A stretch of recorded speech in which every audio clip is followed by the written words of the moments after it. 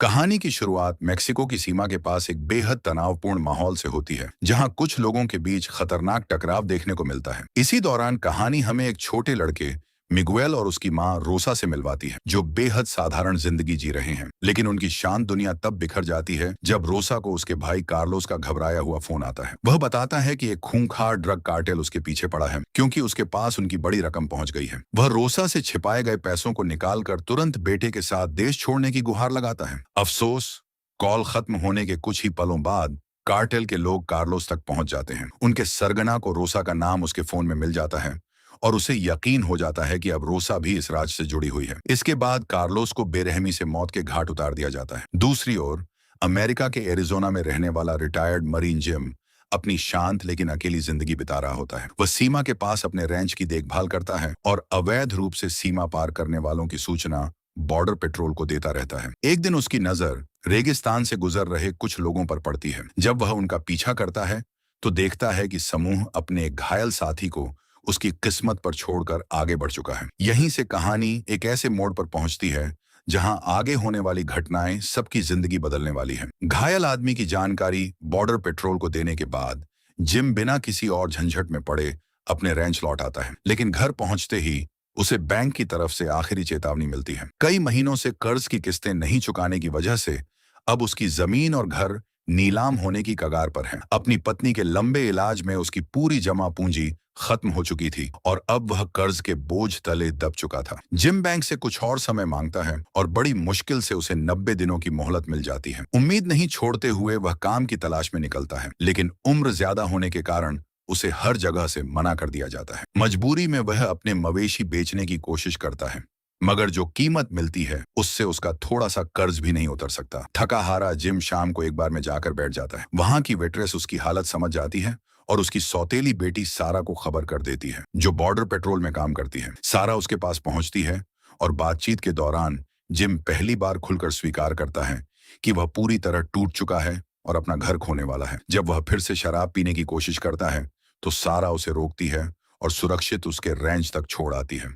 उधर मेक्सिको में रोसा और उसका बेटा मिगुएल अब भी कार्टेल से जान बचाकर भाग रहे होते हैं। अगले दिन दोनों सीमा के पास बाढ़ में बने एक छोटे से रास्ते से अमेरिका में घुसने की कोशिश करते हैं। उसी समय जिम की नजर उन पर पड़ जाती है।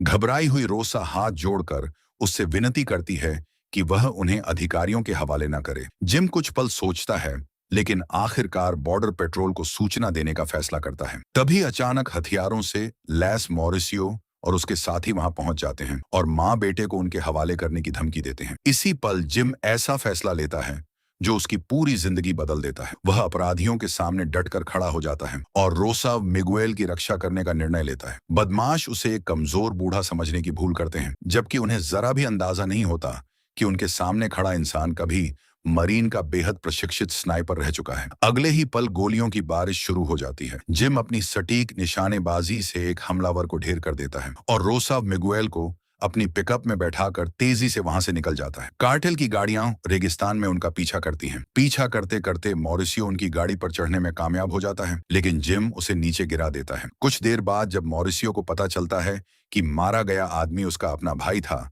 तब यह पीछा सिर्फ पैसों का नहीं बल्कि खून का बदला बन जाता है। भागते हुए जिम देखता है कि रोसा की हालत लगातार बिगड़ रही है। गोली लगने से वह बुरी तरह घायल हो चुकी होती है और मुश्किल से सांस ले पा रही होती है। अपनी बची हुई ताकत से वह जिम को शिकागो का एक पता लिखी पर्ची देती है, जहां उसके रिश्तेदार रहते हैं। वह उससे वादा लेती है कि किसी भी हाल में मिगुएल को वहां सुरक्षित पहुंचा दे, क्योंकि अगर कार्टेल ने उसे ढूंढ लिया तो उसकी मौत तय है। इतना कहने के कुछ ही पल बाद रोसा हमेशा के लिए आंखें बंद कर लेती है। थोड़ी देर बाद पुलिस और पैरामेडिक्स घटनास्थल पर पहुंच जाते हैं। सारा जिम को बताती है कि फिलहाल मिगुएल को सरकारी निगरानी में रखा जाएगा और बाद में उसे फोस्टर होम भेज दिया जाएगा। अगली सुबह जिम अपनी पिकअप में जागता है। गाड़ी की तलाशी लेते समय उसे रोसा का छोड़ा हुआ एक बैग मिलता है। जब वह उसे खोलता है तो अंदर नोटों की गड्डियां देखकर हैरान रह जाता है। एक पल के लिए उसे लगता है कि उसकी सारी परेशानियां खत्म हो सकती हैं, लेकिन बैग में खून से सना रोसा का स्कार्फ देखते ही उसकी आखिरी गुजारिश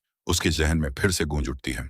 अब वह पैसों से भरा बैग जिम के लिए कोई लालच नहीं, बल्कि रोसा से किया गया एक वादा बन चुका था। वह बिना देर किए अपनी गाड़ी स्टार्ट करता है और मिगुएल को वापस लेने के लिए बॉर्डर पोस्ट की ओर निकल पड़ता है। वहां पहुंचने पर एक अधिकारी उसे बताता है कि बच्चे को उसके कथित रिश्तेदारों के साथ मेक्सिको भेजने की तैयारी चल रही है। लेकिन जिम को कुछ अजीब महसूस होता है। जैसे ही वह बाहर खड़े लोगों पर नजर डालता है, वह उन्हें तुरंत पहचान लेता है।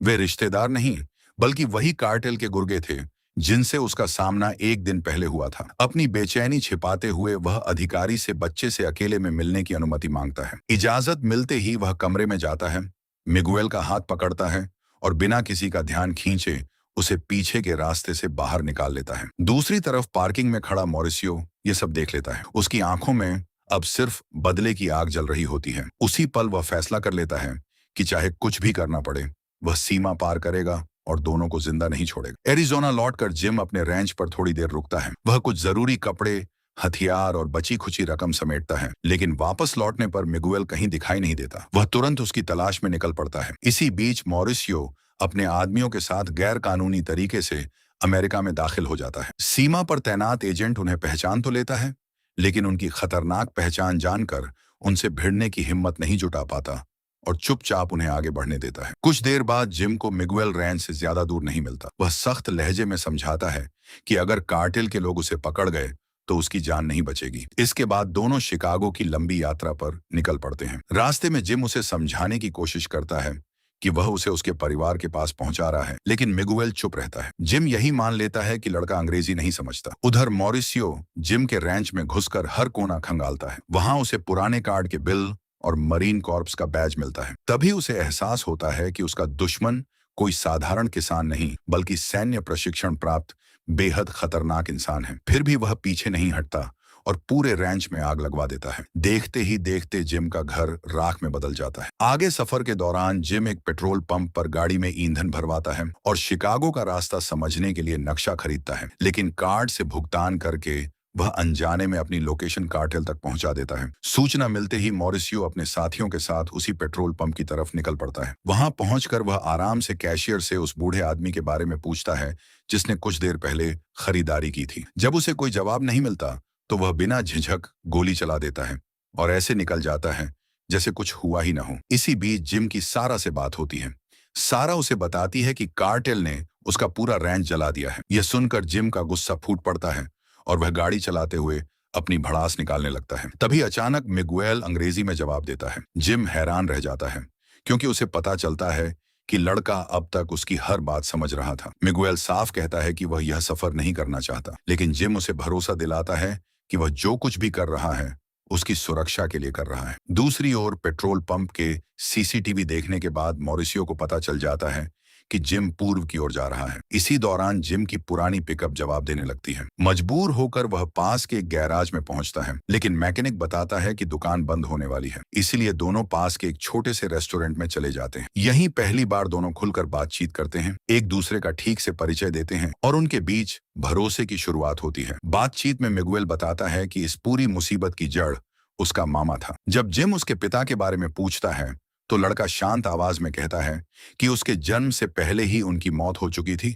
उस रात जिम और मिगुएल अपनी पिकअप में ही सो जाते हैं। अगली सुबह जिम की नींद अचानक घबराहट में खुलती है, क्योंकि न तो मिगुएल दिखाई देता है और न ही उसका वफादार कुत्ता जैक्सन। कुछ ही पलों बाद दोनों वापस लौटते नजर आते हैं। मिगुएल पास की दुकान से खाने का सामान लेने गया था, जिसे देखकर जिम राहत की सांस लेता है। गाड़ी ठीक होने के बाद वे फिर से शिकागो की ओर निकल पड़ते हैं, लेकिन एक बार फिर कार्ड से भुगतान करके अनजाने में अपनी मौजूदगी का सुराग कार्टेल तक पहुंचा देते हैं। सफर आगे बढ़ता है तो दोनों के बीच की दूरी भी धीरे धीरे कम होने लगती है। अब वे खुलकर बातें करते हैं, एक दूसरे को समझने लगते हैं और लंबे समय बाद कुछ शांत पल भी साथ बिताते हैं। लेकिन उनकी यह राहत ज्यादा देर नहीं टिकती। अचानक पीछे से पुलिस की गाड़ी सायरन बजाते हुए आती है और उन्हें रुकना पड़ता है। पुलिस अधिकारी पहचान पत्र मांगता है। जिम शांत रहते हुए बताता है कि उसके पास लाइसेंसी हथियार हैं और उसके सभी कागज मौजूद हैं, लेकिन अधिकारी का रवैया सामान्य नहीं लगता। वह हथियार अपने पास रख लेता है और कहता है कि बच्चे से भी अलग से पूछताछ करनी होगी। माहौल देखकर जिम को शक होने लगता है, फिर भी वह सहयोग करता हुआ पुलिस की गाड़ी तक चला जाता है। अंदर बैठते ही उसे महसूस होता है कि अधिकारी किसी से धीमी आवाज में फोन पर बात कर रहा है। तभी जिम सब समझ जाता है कि यह कोई सामान्य चेकिंग नहीं, बल्कि कार्टेल को समय देने की चाल है। वह सीधे अधिकारी से पूछ बैठता है कि अपनी वर्दी बेचने के बदले उसे कितने पैसे मिले हैं। जैसे ही अधिकारी बंदूक निकालने की कोशिश करता है, जैक्सन उस पर झपट पड़ता है। यही मौका देखकर जिम उसे काबू कर बेहोश कर देता है और तुरंत मिगुएल के साथ वहां से निकल जाता है ताकि कार्टेल पहुंचने से पहले दूरी बना सके। कुछ देर बाद मॉरिसियो अपने आदमियों के साथ उसी जगह पहुंचता है। घायल पुलिस वाले से वह जानकारी निकालने की कोशिश करता है, लेकिन जब उसे कोई जवाब नहीं मिलता तो बिना एक पल गंवाए उसे गोली मार देता है। उसके लिए हर गवाह बोझ होता है और वह कोई सबूत पीछे नहीं छोड़ना चाहता। आसपास तलाशी लेने पर उन्हें जिम का सड़क वाला नक्शा मिल जाता है, जिससे पीछा जारी रखने का नया सुराग हाथ लग जाता है। दूर से यह सब देख रहे जिम और मिगुएल समझ जाते हैं कि अब उनका दुश्मन किसी भी हद तक जा सकता है। आगे बढ़ते हुए जिम एक हथियारों की दुकान पर रुकता है और आने वाले खतरे के लिए खुद को तैयार करता है। वह एक पिस्तौल और गोलियां खरीदता है। नकद भुगतान करने पर मिली छूट का फायदा उठाकर अपने स्नाइपर राइफल के लिए भी अतिरिक्त कारतूस ले लेता है। इसके बाद उसकी सारा से बात होती है। सारा बताती है कि जिस आदमी को जिम ने पहले मारा था वह मॉरिसियो का सगा भाई था। अब यह पीछा सिर्फ पैसों का नहीं बल्कि निजी बदले का बन चुका है। वह जिम को वापस लौटकर मिगुएल को अधिकारियों के हवाले करने की सलाह देती है, लेकिन जिम अपना फैसला नहीं बदलता। उसने रोसा से वादा किया था और अब किसी भी कीमत पर उसे निभाने का इरादा कर चुका था। रात होने पर दोनों एक छोटे से मोटल में रुकते हैं। पहली बार उन्हें खुलकर बात करने का मौका मिलता है और उनके बीच भरोसा पहले से कहीं ज्यादा मजबूत होने लगता है। बातचीत के दौरान मिगुएल मासूमियत से कहता है कि शिकागो पहुंचते ही वह सबसे पहले हॉट डॉग खाना चाहता है। इतनी मुश्किलों के बीच भी उसकी यह छोटी सी इच्छा उसके बचपन की झलक दिखाती है। मगर यह सुकून भी ज्यादा देर नहीं रहता। कुछ घंटों बाद जिम जैक्सन को लेकर बाहर निकलता है और आसपास नजर दौड़ाते ही खतरे को भांप लेता है। मॉरिसियो और उसके लोग बहुत करीब पहुंच चुके होते हैं। वह फौरन कमरे में लौटता है, मिगुएल को जगाता है और पुलिस को झूठी चोरी की सूचना देकर उनका ध्यान दूसरी तरफ मोड़ने की कोशिश करता है। फिर बच्चे को खिड़की से बाहर निकालकर अंधेरे में छिपा देता है। उधर कार्टेल कमरे का दरवाजा तोड़कर अंदर घुसता है, लेकिन कमरा खाली देखकर मॉरिसियो गुस्से से आग बबूला हो जाता है और कसम खाता है कि वह जिम को कहीं भी छिपने नहीं देगा। जिम मिगुएल को गाड़ी में इंतजार करने के लिए कहता है और जैक्सन को लेने वापस जाता है। तभी सबसे दर्दनाक पल सामने आता है। वफादार जैक्सन अपने मालिक की रक्षा के लिए मॉरिसियो के सामने डटकर खड़ा हो जाता है और लगातार भौंकता रहता है, लेकिन मॉरिसियो बिना जरा भी दया दिखाए उस पर गोली चला देता है। अगले दिन सुबह जिम और मिगुएल भारी मन से जैक्सन को पास की जमीन में दफनाते हैं और कुछ पत्थरों से उसकी कब्र को चिन्हित कर देते हैं। यह पल दोनों के लिए बेहद भावुक होता है, क्योंकि अब इस सफर की कीमत उन्हें अपने सबसे वफादार साथी की जान देकर चुकानी पड़ी थी। थोड़ी देर बाद मिगुएल की नजर गाड़ी में रखे पैसों से भरे बैग पर पड़ती है। सच्चाई जाने बिना वह जिम पर आरोप लगा देता है कि शायद वह उसकी मदद सिर्फ इस पैसे के लिए कर रहा है। ये बात सुनकर जिम अंदर तक टूट जाता है, क्योंकि जिस इंसान ने सब कुछ दांव पर लगा दिया था उसी की नीयत पर पहली बार सवाल उठाया गया था। हालात बिगड़ने से पहले ही जिम और मिगुएल दोनों अपनी गलती समझ जाते हैं। वे एक दूसरे से माफी मांगते हैं और सफर फिर से शुरू कर देते हैं। कुछ समय बाद वे रास्ते में पड़ने वाले एक छोटे से चर्च में रुकते हैं। वहां मिगुएल अपनी मां की आत्मा की शांति के लिए घुटनों के बल बैठकर प्रार्थना करता है, जबकि जिम दूर खड़ा चुपचाप उसे देखता रहता है। तभी चर्च का पादरी उसके पास आकर पूछता है कि क्या यह बच्चा उसका पोता है।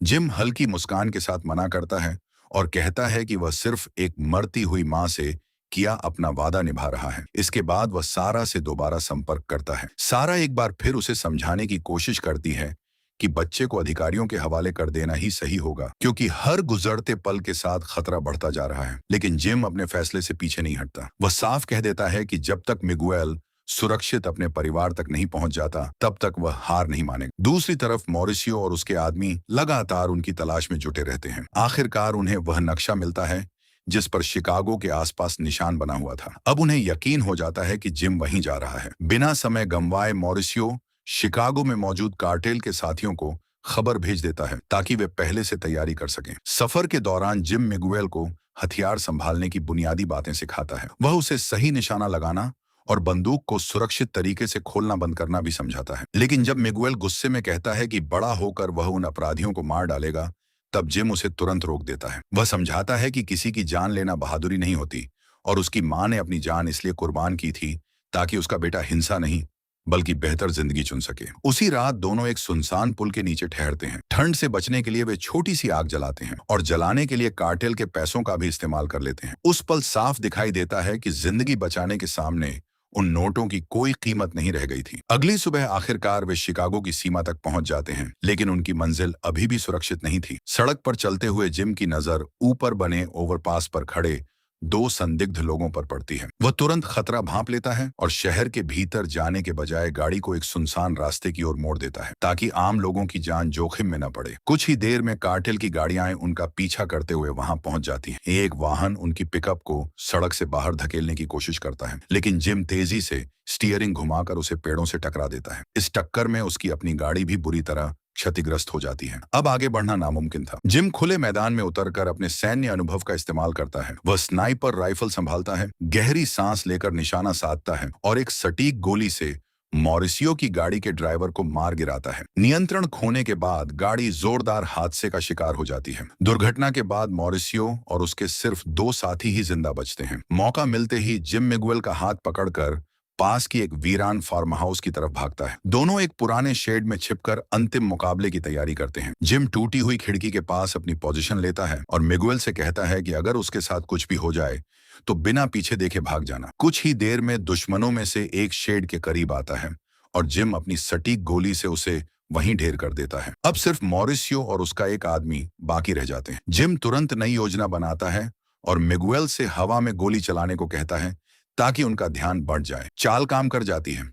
जैसे ही दूसरा बदमाश अपनी छिपी जगह से बाहर निकलता है, जिम उसे भी खत्म कर देता है। लेकिन अगले ही पल मॉरिसियो अचानक शेड के भीतर घुस आता है और मिगुएल को पकड़कर उसकी कनपट्टी पर बंदूक तान देता है। मजबूर होकर जिम अपना हथियार नीचे रख देता है। पूरे माहौल में जबरदस्त तनाव फैल जाता है। मगर मॉरिसियो का मकसद सिर्फ जिम को हराना नहीं था, वह मिगुएल को भी अपने जैसा निर्दयी बनाना चाहता था। वह बंदूक बच्चे के हाथ में थमाकर उसे ट्रिगर दबाने का आदेश देता है, लेकिन उसे नहीं पता था कि जिम की दी हुई सीख मिगुएल को याद थी। मौका मिलते ही मिगुएल चुपके से बंदूक की गोलियां निकाल देता है। ट्रिगर दबने पर चैम्बर में बची आखिरी गोली निकलती है, जो जिम के पेट को छूते हुए घायल कर देती है। मॉरिसियो घबराकर बंदूक दोबारा भरने की कोशिश करता है, लेकिन यही एक पल जिम के लिए काफी साबित होता है। वह पूरी ताकत से उस पर टूट पड़ता है और दोनों के बीच जानलेवा हाथापाई शुरू हो जाती है। जिम और मॉरिसियो के बीच जानलेवा भिड़ंत शुरू हो जाती है। दोनों पूरी ताकत से एक दूसरे पर वार करते हैं और हथियार पर कब्जा जमाने के लिए संघर्ष करते रहते हैं। इसी अफरा तफरी में मिगुएल जमीन पर पड़ी बंदूक उठा लेता है